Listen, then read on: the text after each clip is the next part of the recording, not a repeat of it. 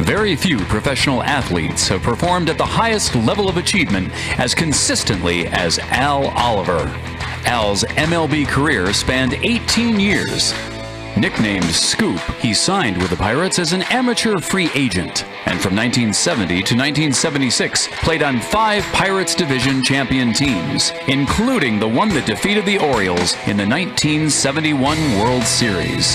His record speaks for itself, with a lifetime batting average of .303 and 2,743 hits. Al was named an All-Star 7 times.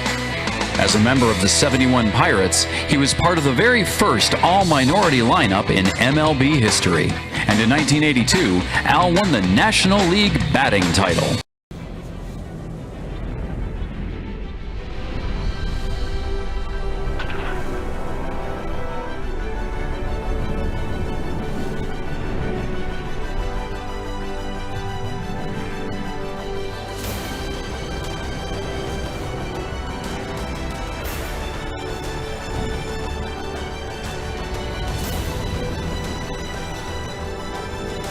Hey, what's going on, sports car fans? Ray from Philly here. It is Tuesday, October 12th, 2021, and this is my second part of a 5-part mini-series that I'll probably end up doing more than 5, but this is part 2 of the Call to the Hall, and these are rookie cards of players that I feel deserve a closer look at getting into the Hall of Fame.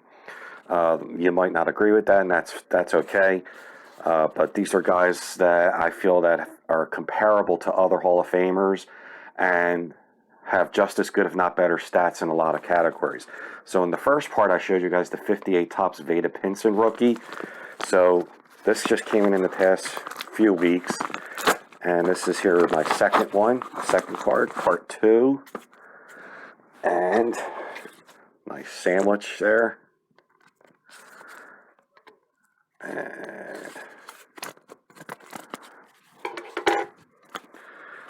And it is of 1969 Topps Al Oliver rookie in a PSA 7.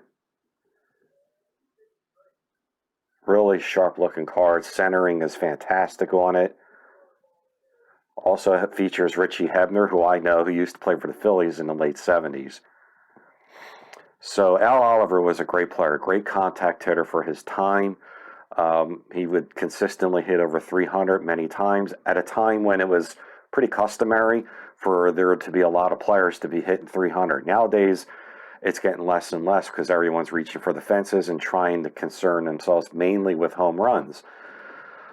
For example, this year, I think there was only like 10 players combined in the American and National League that hit 300. Whereas when I was growing up in the 70s, 80s, 90s, you would have 30 players in each league hitting over 300.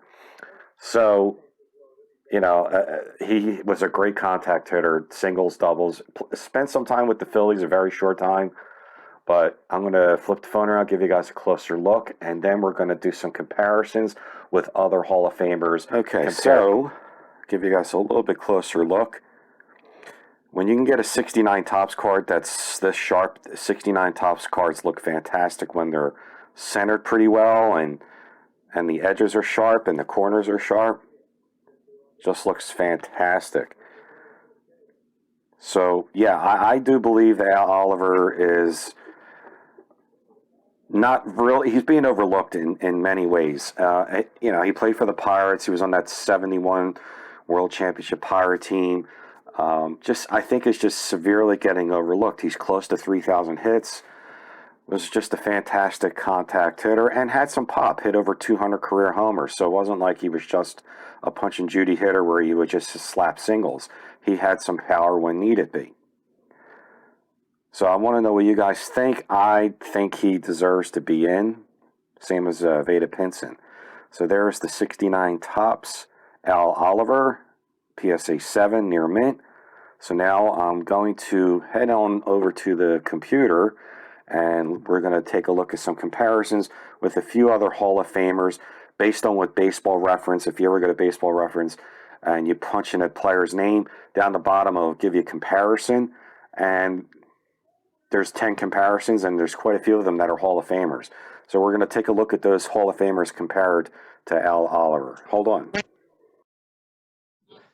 Okay, and here is Baseball Reference. We're going to take a look at some of Al Oliver's numbers first. He is a 7-time All-Star. Like I said, 1971 World Series champion, 3-time Silver Slugger Award winner. Also is a batting title champion. His career numbers are 2,743 career hits, 219 career homers, a 303 career batting average. That's really good. 1,189 runs scored, 1,326 RBI, an OPS plus of 121. So the batting title, it looks like it was in year 1982 with the Montreal Expos. He hit 331. How many times did he hit 300 in his career? Well, let's see, 1972, 74, 76, 77, 78, 79, 80, 81, 82, 83, 84, 85, not 85, but there's quite a bit. So if you count them 1, 2, 3, 4, 5, 6, 7, 8, 9, 10, 11 times hitting over 300. Finished in the MVP voting actually twice in the top 10. I'm telling you, he was just a spectacular hitter. So when you scroll down to the bottom of this player's page, Baseball Reference will have something called a Hall of Fame monitor. First of all, he was on the BBWA ballot one year in 1991, only received 4.3% of the votes, but he has been a couple of times on the Veterans Committee. His Hall of Fame monitor, as you can see right here, is 117. Likely Hall of Famers have to have at least 100. He has 117.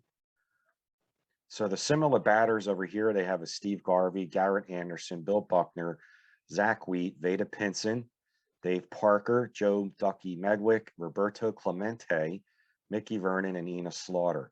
And we're going to take a look at some of the players that are already Hall of Famers that they're comparing. So one is Zach Wheat. So they had Al Oliver with pretty close to the same amount of hits. Oliver has 2,700 and let's see, 2,743 hits, and Wheat 2,884. Oliver has 219 homers, Wheat 132. Oliver's got a 303 average, Wheat 317. OPS plus is pretty close to the same.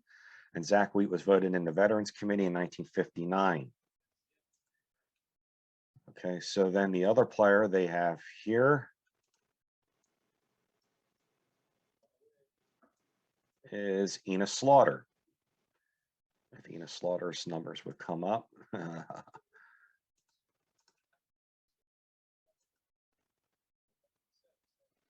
All right, so Al Oliver, like I said, 219 career homers. Let's see what he would average per year. He was relatively in the teens. He would average about 15 homers a year, 303 average, 188 hits. I'll take those numbers any day of the week. Here's Joe Medwick's numbers right here. Oliver has more hits, more homers. Medwick has a higher average. Oliver has, let's see how many RBIs. He has 1326 compared to Medwick's 1383. I mean, they're really, really close in statistics. So there's Ducky Medwick. Now we have the great Roberto Clemente. Clemente, of course, has 3,000 hits. Oliver's 219 homers. Clemente's 240. Oliver's 303 average. Clemente 317. Oliver has more RBIs with 1326. Clemente's 1305, 130 OPS plus, 121 OPS plus. So, I mean, it's not like that far apart between a lot of these players. The last player that I'm doing a comparison to is Enos Slaughter. And like I said, Oliver has 2743 hits.